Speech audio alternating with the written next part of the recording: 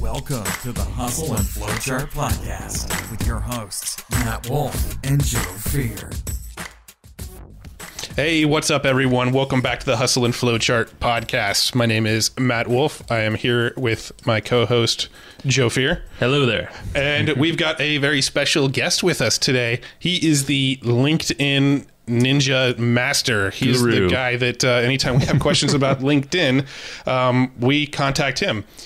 Trevor, his name is Trevor Turnbull. He's the founder of LinkedIn to Leads, which is a lead generation training and consulting company to that finds and qualifies and connects clients to their target audience using the #1 network for business professionals. LinkedIn. He's also the instructor of the very popular LinkedIn Influence program, which trained over 20,000 people on LinkedIn. That is 20,000 people. That's a lot of people. Yeah. And he's also the founder of the 30-Day Sales Machine, which is a step-by-step training and support system that will empower you to consistently generate traffic, referrals, and sales using the power of LinkedIn. And he's a father of a 3.5-month-old. Month-old. 3.5-month-old. Yeah. And he doesn't sleep anymore, so he's a zombie. And for some reason, he's still awake talking to us, so that's cool. I'm not going to lie. I literally just slept through that entire introduction you guys just did for me. You needed it. It was probably our longest introduction we've ever had, actually. Yeah. That's probably the longest nap he's had in a while, too. Good point. Exactly. Well, I had to give you guys, the bio to be able to pump my tires because I'm a humble Canadian, right? We don't like to do that for ourselves. So We always hassle Trevor with the A and don't you know? It's fun. yeah. Yeah, but thanks for joining us, man. I'm looking forward to diving in and talking about LinkedIn today. Yeah. No, me too. And I know, Matt, you and I chatted I think it was almost like a year ago today, or a year and a bit ago even, that you and I did a webinar together about LinkedIn. And yeah, of course, everything's changed since then. So it's good that we're doing a little refresher here now. Yeah, that would be random if it was a year to the day. I think it's a year and a bit, actually, because I think we did our webinar together in February of last year. Yeah, that sounds about right. No, this is perfect because, LinkedIn does. I feel like every time I log into LinkedIn, it looks different. There's they bought a new company, or SlideShare's in there now. And what was the other one they just bought? There's another one. We were just looking at something the other day that was like a LinkedIn company. Linda? Yes. Linda, that's it. That's exactly what it was. Yeah.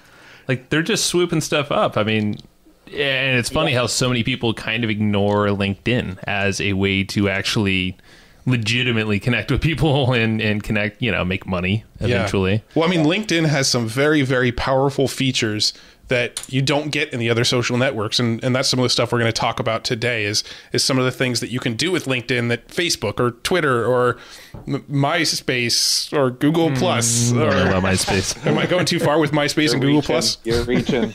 Yeah. So, but there's some very powerful things that you could do with LinkedIn that you can't do on these other ones. All right. Yeah. So let's start this thing off with you, Trevor. Is what's the main reason why someone should stop ignoring LinkedIn or use it properly? So the benefits. Well, you know what? When we were chatting before we hopped on here live, I think you guys kind of hit it on the head as far as why people maybe don't pay as much attention to it as they should, and it's because there's so much buzz out there about all these other tools, right? Like Facebook, there's no doubt massive audience, right? Mm-hmm. Facebook ads, everybody knows that they can convert if you follow a system, and of course it's always changing.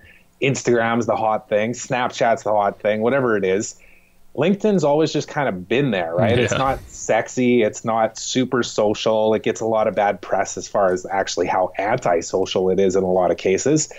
But the truth is that it is the best and biggest social network for business professionals. And when I say that, I mean, for example, the program you mentioned when you introduced me, the 30-Day Sales Machine, when I launched that about 2 years ago, I initially thought my clientele, my members were going to be mid-30s type thing, 40s type thing, socially savvy, on the internet, that type of thing. Mm-hmm. The average person that's in my program is probably 55 to 60 years old. Wow. And they're not obviously just getting started in their careers. They're decision makers, they're CEOs, they're owners of companies, right?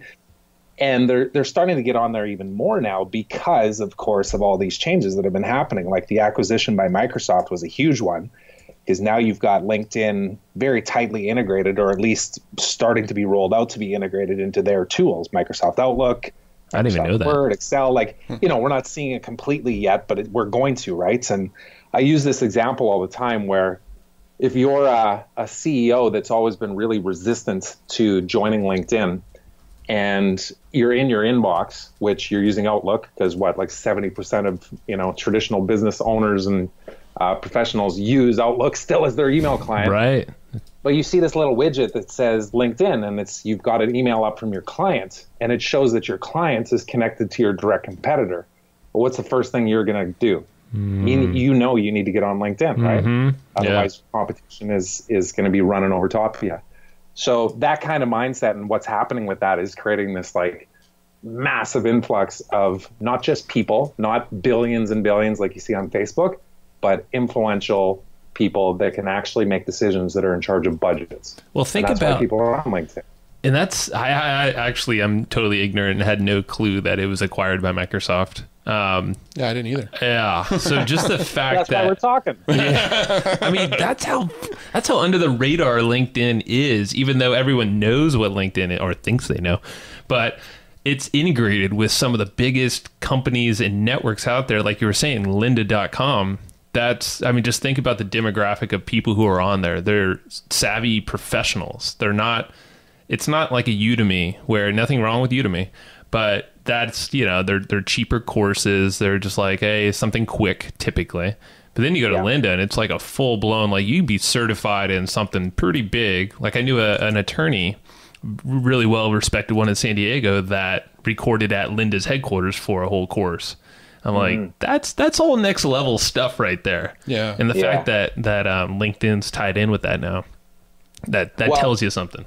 And there's actually an interesting stat too around that kind of stuff is that, a lot of people, I forget what the number is exactly, it's over 80% of people that were surveyed by LinkedIn as to why they use LinkedIn or why they log into LinkedIn on a daily basis was to increase their skills in a certain area, right? So they know that LinkedIn is a place where they can go and find information and training and articles that will actually help them in their job or help them in their careers. And Lynda is obviously just an extension of that.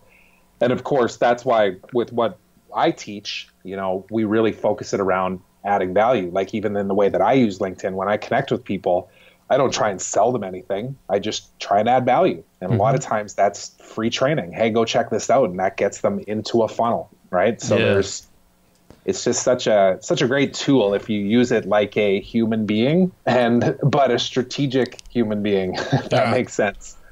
Why don't we get into that? I mean, I think that's a good way to start is because literally as we were pre-chatting before this call, I log into LinkedIn maybe once every 2 weeks. I get the email. I mean, I just don't focus on it, nor does Matt. He probably does less than me.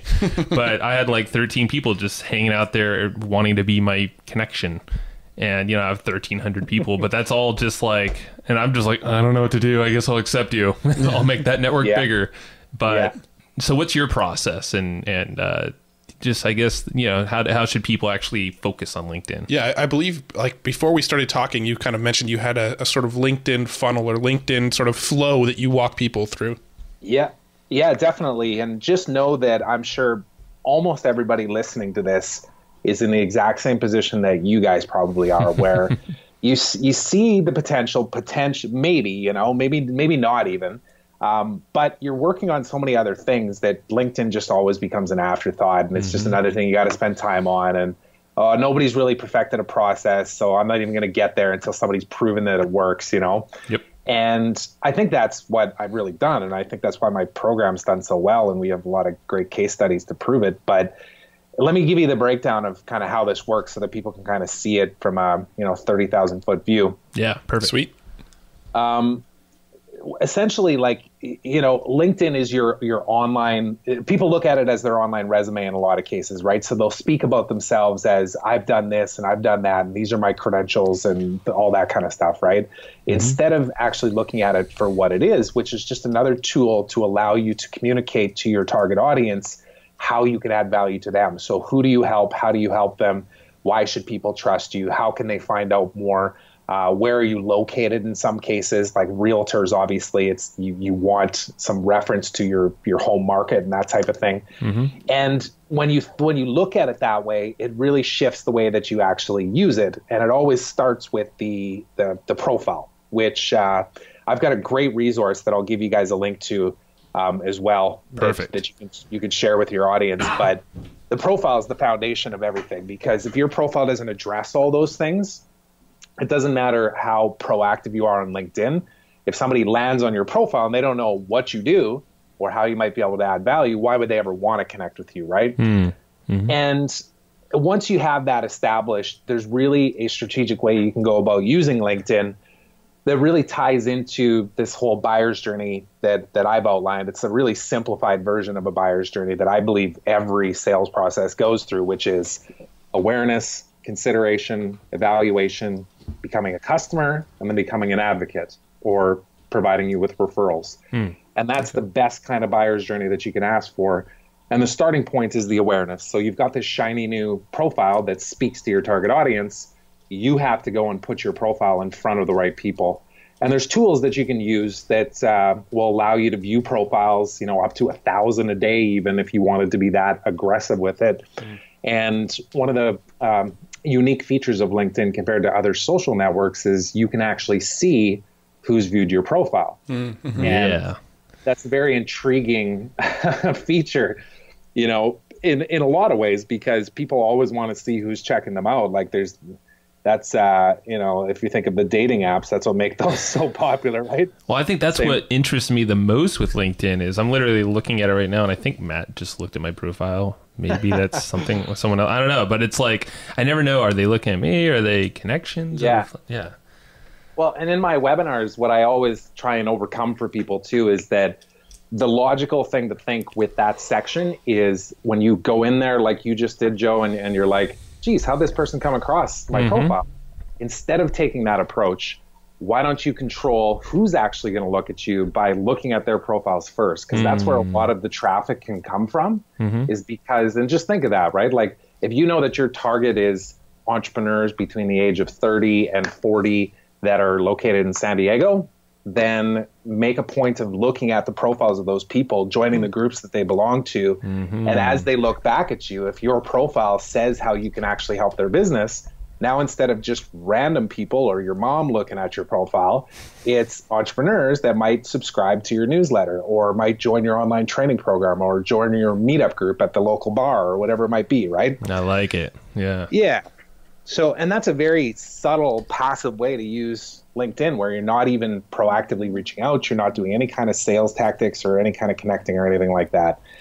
But of course, that would be the next step. But at the very least, if people just increase their activity on LinkedIn, they would see some opportunities come from that. And then beyond that, though, sending connection requests to those people we're talking about, you can do up to 50 per day based on the limits that LinkedIn sets essentially for how much you can do. From that, your connection request rate, so how many people will actually accept it, will typically vary between 25 to 75%, and that's a wide range. Yeah. But pretty large still for just someone off the street, For sure. Yeah. So you even think 25% or even say 20%, that's 10 people every day. Oh, yeah. If you were sending 50 a day. So, you add that up over a month, you got 300, you add that up over 3 months, you got 900. All of a sudden you're building a nice little network of connections, right? Yep. And there's so much that you can do with that too, if you're doing it in the right way. And I know, and again, I'll address the immediate pushback that I always get from this, which is, well, I'm not going to send connection requests to people I've never met in person before. And I think that's a massive mistake, especially in today's world, because the power of LinkedIn comes directly from your first degree contacts. The more people you're connected to, the more people you're going to be connected to second degree. The more people that you can help, that you can assist, that you can provide value to, that you can get your content in front of, all of these things are impacted by you growing your first degree network. So whatever apprehensions people have about like the awkwardness of inviting somebody to connect, tweak your messaging in the way that you are connecting and consider it a part of doing business. Like, I liken it to the fears that people have at networking events. Like they don't want to go and put themselves out there. Yeah. But you know, the people that were super successful coming out of university, they were usually the ones that knew the right people. And a lot of times they put themselves in situations where they would just go shake the hand of the person that they wanted to meet. Yep. Yeah. And that's what this is. And sending a request on LinkedIn is a hell of a lot less intimidating than walking up to somebody you've never met in person. So For No sure. doubt. For sure. Interesting. And there's subtle little things. And I actually teach this on a webinar that I do. And I'll keep you guys posted on when we're going to do our next live webinars. But Cool. you know, one of the approaches that we teach is this permission-based method. So it's one line in a connection request that just says, would you be open to connecting with me on LinkedIn, as opposed to let's connect, you know, like whatever the default is on LinkedIn. Right. So you might use some reference that says, hey, we're both entrepreneurs in San Diego. I'm looking to expand my network on LinkedIn. Would you be open to connecting on LinkedIn? And if your profile actually spoke to what you did and the podcast that you ran and the newsletter that you have and these events that you host, and I'm speaking directly to you guys. Oh, yeah. I know you definitely are. are. This advice, It's hitting home. you know, you're going to get people that'll be like, hell yeah, I'll connect with these guys. Why wouldn't I, you know? Yeah. Yes. So your connection request rate could be 70%, you know? It should be. Yeah. It should. No. This is amazing so far. These are the best kinds of podcasts when people just like consult for us for free. This is why we go. do these. There you go. Yeah. Cool. So Yeah. sorry, go ahead, Joe. No, you got it. I was just getting prompted to go for the next one. Next step. Yeah, so next step, obviously, you get these people to connect with you. You're building this first degree network. One of the common mistakes I always see, and again, I go through this in detail in a webinar I'll keep you guys posted on, but is to make sure you follow up. A lot of people are guilty of accepting connection requests and then never responding. So those 15 that are in your inbox right now, Joe, do you plan on sending them any messages? I was not, but I should. I know, right? All right. So what kind of message should I send them? Because I know I should.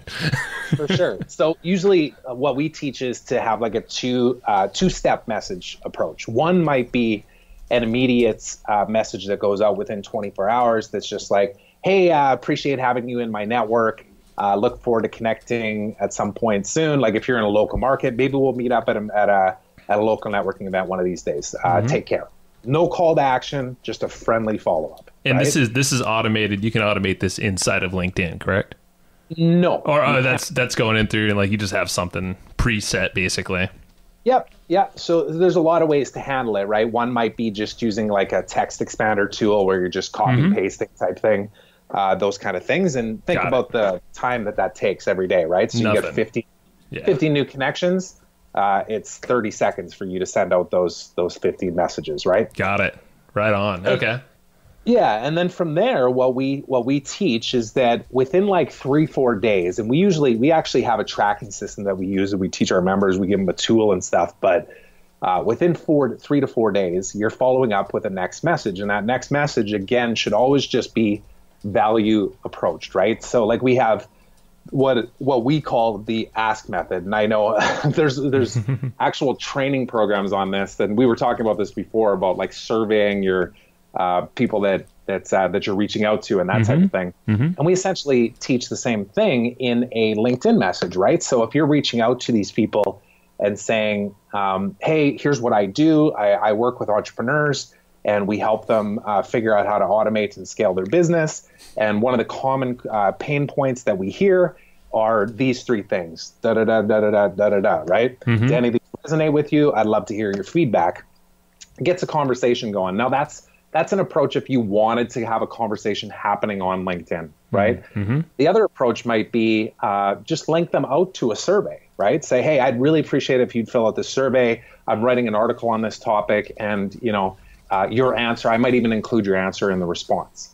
That's another great way to do it, especially if you're contributing to any kind of publications that have some name recognition, like an Entrepreneur or Forbes or anything like that. But even your own website, if you're publishing content to your own website and you're telling people that you might actually quote them in their answers. Oh, it's huge. Yeah. Love it. Okay. So that's how you can get some responses there. And then one of the things that I do is explain to people, what I do and that I have resources that they can have access to. And in the initial message, I might just drive them straight to a piece of content on my website. So no opt-in, nothing like that, right? Mm-hmm. Mm-hmm. And then, of course, this is where it ties into sources outside of LinkedIn. But if you're, if you've got pixel tracking on your website, you can then be retargeting those people with ads to your lead magnets or to your webinar, whatever it might be, right? This all kind of ties together. But the nice part about using this from a LinkedIn perspective is, again, you're having real conversations. You're not just sending out praying emails hoping that your open rate will be greater than 20%. These people will get it. They've already accepted your connection request. They're reading your responses. Dude, you got my head spinning right now. I'm just I want to just go do this now. I'm just thinking of what you said. I want to get in front of, because with our EGP letter, for instance, right now we're targeting mainly online entrepreneurs, people like you, people like a lot of the friends we know. But these messages resonate with offline businesses because we have some of those subscribers. That's just not the network we're currently in so much. So that's like a small business owner. We want to start getting into that market, and this is the perfect approach. And just make it a consistent thing every day. Start these connections, start the conversation. I think that's the big thing, is you're starting a real conversation, and then from there, sky's the limit. You do whatever after that. And I think that's the best part. And you guys know this better than anybody, because you do your podcast as a result of wanting to be able to connect with people and to be able to start conversations and to learn and then to pass on knowledge and all that. This is just another source to get in front of those people, to ask them questions, to potentially find future podcast guests. Oh yeah. Maybe they end up in your email list and they end up buying, but even if they don't, there's still a ton of value, Oh yeah, absolutely. And the spin-off effect of that. So, and then, the other side of this, too, is that, of course, as you build your first-degree network, all those people that you become first-degree connected with, you can export all that data, which means that you get all of their email addresses. And while I don't advocate any kind of cold, spammy email strategy, you can, of course, put those emails into Facebook and create a custom audience. And then you can run ads to those people as well. So that's powerful. If no one understands what that is, it's literally creating your own audience and then targeting your ads specifically to those people. Yeah. Exactly. And that's where the money's made when it comes with advertising on Facebook. Yeah. And I'm going to actually bring up the question, because I actually asked this question before we started recording, and I might as well bring it up again here. So if I export a list from LinkedIn and then I import that list into Facebook, and now I can target my ads to just those people that were on my LinkedIn. The problem is, I don't know how many of those people on LinkedIn are actually legitimately my target market, right? There could be just a ton of people that targeted me on LinkedIn and added me as a connection, but aren't really somebody who would be a potential lead for my product. So how do I make sure that those people I'm exporting from LinkedIn and importing into Facebook are actually people that would be interested in my product? Yeah, no, it's a great point. And it really comes down to actually looking at LinkedIn strategically as a marketing and networking and list building tool instead of just randomly connecting with just anybody, right? But the truth is that you probably don't even know who potentially could buy your products or subscribe to your service or whatever it might be. You have a good idea. You have a general typical demographic that does, but you don't know who you're connected to that might know somebody who owns a business that this would be perfect for, right? Yeah. So there's always those spin-offs where it's really tough to judge, aside from the obvious ones where it might be your family. Totally. Who might expect everything for free forever. We all have some. I charge my family more. There you go. That stops them from asking. Exactly. But so I guess to answer your question though, Matt, is this is a lot of times what becomes an aha moment for people, is that they always look at LinkedIn as I don't even really know who I've connected with. I had a few people that wanted to connect with me, and for a year I was accepting everything, and then I decided not to for a while, and now there's 400 connection requests in my inbox. I don't even know what to do with it. You just described me to the T. I know I did. So if you actually were to look at that and go, okay, you know what? I'm going to actually take the time to go through all those connection requests that came into me and not be judgmental as to whether these people could actually buy my stuff, because they might know people that might want to buy my stuff, and just start building your network and allowing that to kind of sort itself out on the back end, right? Right. Because, and that's the best part about the retargeting and getting people into your email list, because, I'm an advocate to say that like email marketing is still the number one way that I drive traffic to all of my sales material. Yep. And the number one way I sell is via webinars. It's not LinkedIn. LinkedIn is just a source to go and find the right people. That's it. Got it. It's a great source for that, and it allows me to filter those people into all the other channels that I use to actually build my business. Yeah. For me, my LinkedIn strategy was the same strategy that I had when playing Pokemon. Was I was just trying to collect as many as I could. I love it. Well, yeah, that's something I'm like before I started doing LinkedIn training, like however long ago it was, like 7 years ago, I just like connected with as many people as I possibly could, because that's what I thought you were supposed to do. Yeah. And I did the same on Facebook too, and then eventually I stopped that because it was getting annoying, and then I just completely stopped accepting connection requests on Facebook altogether, Right. which is probably wrong. Somebody will teach me why I shouldn't do that too, but I do the same thing, and I feel like, that's a whole nother topic. But Yeah. I go back and forth. yeah, Like- I'm back and forth constantly on Facebook, but we're not talking about Facebook today. That's right.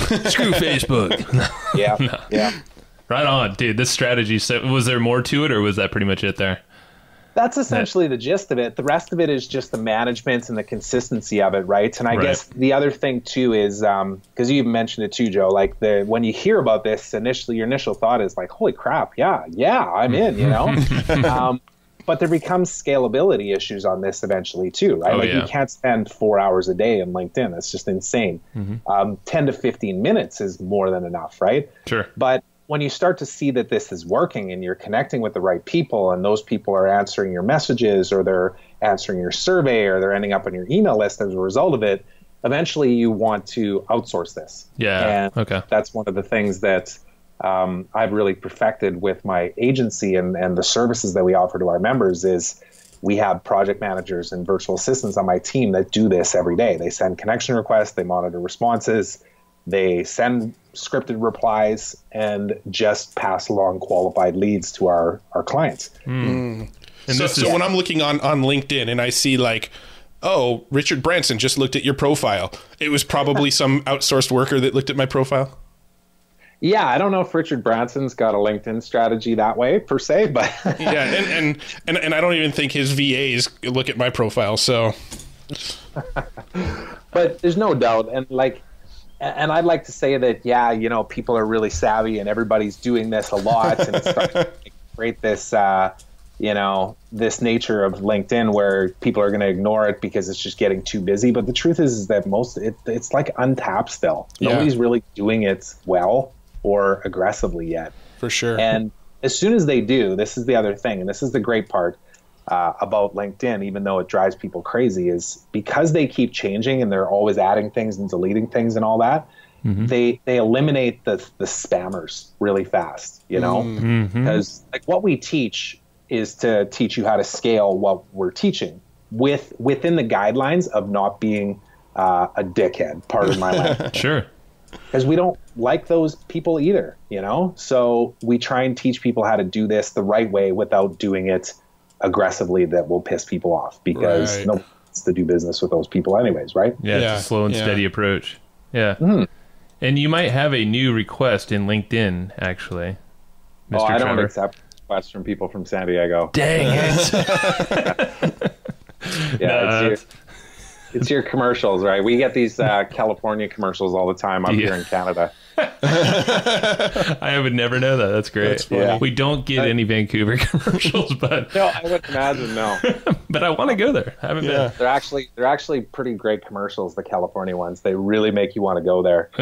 They kind of make light of the fact that, like, we're always in board meetings, and they show two people like running out into the surf On the surfboard. It's funny. I have seen that commercial, and it's got like yeah, I've seen those. It shows like snowboarders and surfers, and I think like Arnold Schwarzenegger like finishes it off.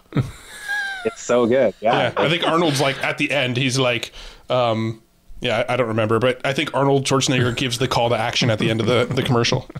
Hasta la vista. I'm going to eat tacos. Yeah. All right. So, question. I'm on your profile in LinkedIn right now, and I'm looking under the section on the bottom or side right, just right side. It says people also viewed Ariana Huffington and Bill Gates. So Yeah. does that basically mean, so people, your audience, are also interested in those folks, essentially? Yeah. Yeah. I suppose so. Yeah. Because I see, like, when I go to that, and you'd think I'd see a similar thing, but I see, some competitors to what I do. Essentially, I see Lewis Howes on here. I see people that have worked with me and for me on here. Some guy named Michael Lasky. I don't know who he is. Yeah, some guy named Michael Lasky. Yeah, he's a buddy of ours. Now, I have a question. Okay. Is there, when it comes to LinkedIn, do you see LinkedIn as a useful tool for sharing content? Like when I make a blog post or a podcast episode or something like that, is it worthwhile to go onto LinkedIn and share that content in? Because they have like a news feed type thing, kind of like Facebook. And I've noticed that I've never really gotten traction sort of sharing things there. I'm curious what your thoughts are on that. Yeah, I think your best bet with that would be to publish those as LinkedIn articles and then share those, because then you're not getting lost in the mix of a news feed that is LinkedIn, which I don't think people spend a whole lot of time on. I don't know what the exact stats are, but it's a hell of a lot less than a Facebook news feed, for example. So if you're just sharing a link over to your podcast or your website, it's getting lost in the mix like a Twitter tweet real fast, right? Whereas if you're creating articles that have brief summaries of your guests with a photo of you talking to the guest or just a photo of them, and then a link to the podcast article, or even like put the MP4 right into it. You can actually embed MP4s and videos and stuff right into your posts. Oh, wow. Cool. It's just another source of traffic, right? And then one of the other nice parts about it too, and you can see it on my profile there, Joe, if you're still got it up. Yep. Is right still above the fold, I believe, if you see the same thing, you see your articles and activity. And Yep. so you can see my articles on there. You can see my activity. You can see the things I've shared. And that, again, is just another thing, because, with what I teach about your profile, a lot of times this is the path that people get to your profile. They look at who's viewed their profile, they see you, and they get intrigued by your headline, whatever that happens to be, right? Helping San Francisco or San Diego entrepreneurs scale and automate their business, Yep. And they click through. They land here. What's the first thing they're going to look at? They might look at your background photo. That might be call to action, because, again, there's a whole strategy to how I teach this. And, again, I'll give you guys a link you can share with your audience. But, address a pain point there. Provide the solution in your headline. You scroll down. What's the first thing that you see for an image is an article. If that article speaks to the audience that you're actually going after, they're going to want to click through. They're all just complementary pieces to be able to further explain what you do. So you got to capture people's attention and basically tell them a story. So it's just another source. So we're basically saying, let's go to Trevor Turnbull's LinkedIn profile and model what you know. Pretty much. Yeah. No, it's share that, or look at link. the resource that I'm going to give you guys. We will. And go through it yourself. Because it's step by step. I actually created like a 7-video series on how to fully create like an irresistible LinkedIn profile to attract your ideal client. That's awesome. And it's got examples of backgrounds. It's got examples of headlines. It's got a full transcript with timestamps in there of a report. Oh, perfect. So, I was actually, my next question was going to be diving into a little bit about how you would design the profile, but instead let's just tell people. Just use the is that the link that we just created, the evergreenprofits.com/LinkedIn? Yeah. Cool. Yeah, I think that would be the one. Yeah. Okay, cool. So if you go to evergreenprofits.com/LinkedIn, you can find his blueprint to build the ideal LinkedIn profile. Love it. Yep. Did you want to? I had a question about LinkedIn paid ads. Do you have any luck? I've tried it a few times and have had zero luck. I found it to be very expensive, the 1 or 2 tests I've done, but I'm curious what your thoughts are too. I'm sure there's a way though. I've probably used it as much as you guys. I've ran one set of ads, and I know that there's people that have been successful with this. In fact, I know I've met a few of them before at different conferences. And in most cases, what I've found is that the people that are successful with LinkedIn ads have large budgets, number one, but they're also selling high-end products, right? Like the individual I'm referring to sold franchises. So when they were selling franchises, there was a $50,000 fee for it, right? Yeah. So if they made one sale off of a $50,000 ad budget, it paid for itself. That right? makes sense then. Yeah. But if you're selling memberships to a newsletter or something like that, it just doesn't make sense. Like, so my answer to that is no. I haven't dove into it because we've been so focused on perfecting the model without having to pay for ads that I just didn't even want to experiment because it was just too damn expensive. That makes perfect sense. Yeah. Cool. All right. So just kind of our last couple wrap-up questions that we like to ask everybody. Do you have a book that you would recommend or that you find yourself reading over and over again? Oh boy, that I find myself reading over and over again. It's been a long time, actually. A lot of people have like a book that they read, once a year, once every other year. Do you find any books? Do you have any books that you kind of constantly finding yourself referring back to? And if not, if you don't, do you have any sort of book that you can recommend people check out on some of the topics we've talked about today? Yeah. Well, you know what? Like, I work very closely with a couple of sales trainers that have really influenced a lot of the mindset of how I go about my sales strategies too. So I will mention one here too. Is the guy's name is Eric Lofholm. He's in California as well, actually. Eric's in Sacramento, I believe. But he's got, I can't remember what his main book is, but the one that I always kind of brush up on and remind myself of is called Sales Scripting Mastery. So it's Eric Lofholm, Lofholm. We've actually met Eric. He was at one of... Oh, have you? Yeah, he was actually at one of Henry's meetings one time. Oh, okay. Yeah, the name sounds very familiar. Yeah. Cool. God. Yeah, so Eric's somebody I've hosted on a few webinars before. He's done the same for me. And the nice part... We really complement what we teach because you can think about this, like sales scripting mastery.